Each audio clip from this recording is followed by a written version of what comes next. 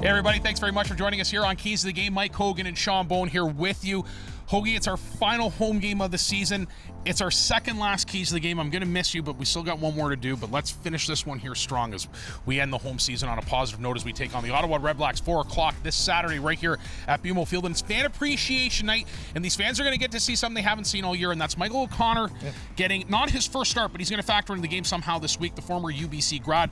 Hoagie, how does he factor in this Saturday against the Ottawa Redblacks? I wish I knew. We haven't seen him. And for some quarterbacks, they come up here from the States, and it's really difficult. They may have had, a lot of NFL experience, a lot of major D1 NCAA experience, and they still have trouble just figuring this thing out. What Michael has going for him is he's played three-down football before. He played a couple of years at Ashbury College in Ottawa before he went to prep school in Tennessee, and then he went down to the IMG Academy in Florida, then Penn State for a year before he came up here and won a Vanier Cup with UBC. So he knows three-down football, unlike some of the other guys who have tried that. So that's in his advantage. This is going to be a different kettle of fish. It's going to be a faster game for him. We saw the kind of passes he can make in the preseason game in Toronto where he absolutely dimed one out and then, make a mistake in Hamilton by throwing an interception that I can guarantee you he would not throw at this stage. Yeah. So, it's a learning curve. He's going to make mistakes, but you know what? That's good. I want to see him make mistakes so he learns from them and is able to step forward when he comes back to camp next year. And that's like so many other younger players. For sure. We had a chance to speak with him earlier. And the one thing that I took away from him the most was he said that keeping the mentality of a starter. And whether that's in practice, you're always kind of having the mentality that, I'm going to be starting next week, and it's been great to see. We also asked him about ticket sales and whether or not how many he had to get. He says it's kind of a light week this week, so I guess he's not playing this game for free. Let's talk about continuing with guys in the lineup. Chandler Worthy last week, phenomenal game, 93 yards, 9 catches, first TD of the season.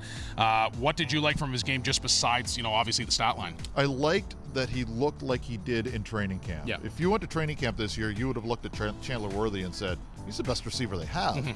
But they didn't have room for him behind Durrell. They didn't have room for him behind SJ. And then you got Armandi and then Rod Smith. And, for that extra American receiver, you're not going to go with the 5-pack. So he had to beat out one of those guys and didn't get the opportunity.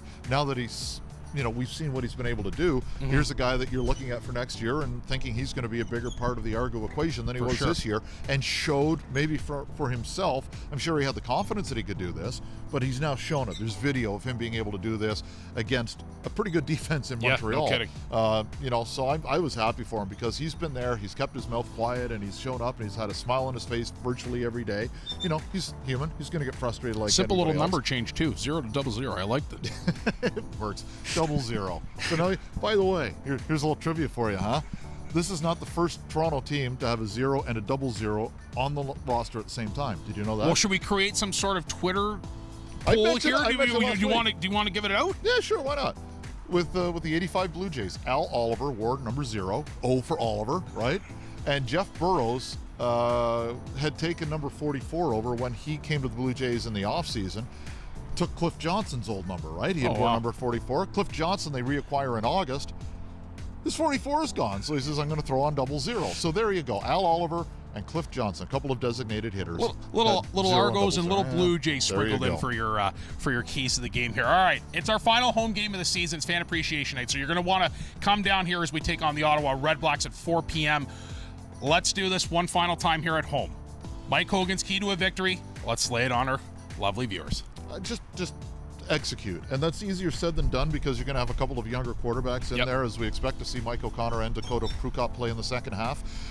Maybe a quarter each, as much as that. So if they can execute, which is easier said than done, they're going to have a really good chance of winning this game. Or, the way that Max played against Ottawa in the 2 games this year, he may just torch them in the first half and give these guys a little bit of breathing room. So either way, we hope to see here shirts off the players' backs at the end of the game.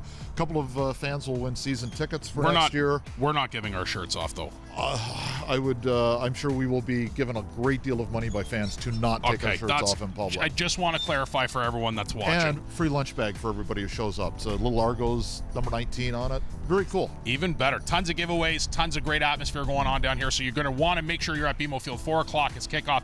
You can join Mike Hogan on the radio as he'll be bringing you the broadcast call. Chris Schultz, I will be down there on field level. We will see you guys next week as we take on the Hamilton Tiger Cats. The final game of the season, but not before we take on the Redblacks this Saturday at BMO Field. Thanks very much for joining us here on Keys to the Game.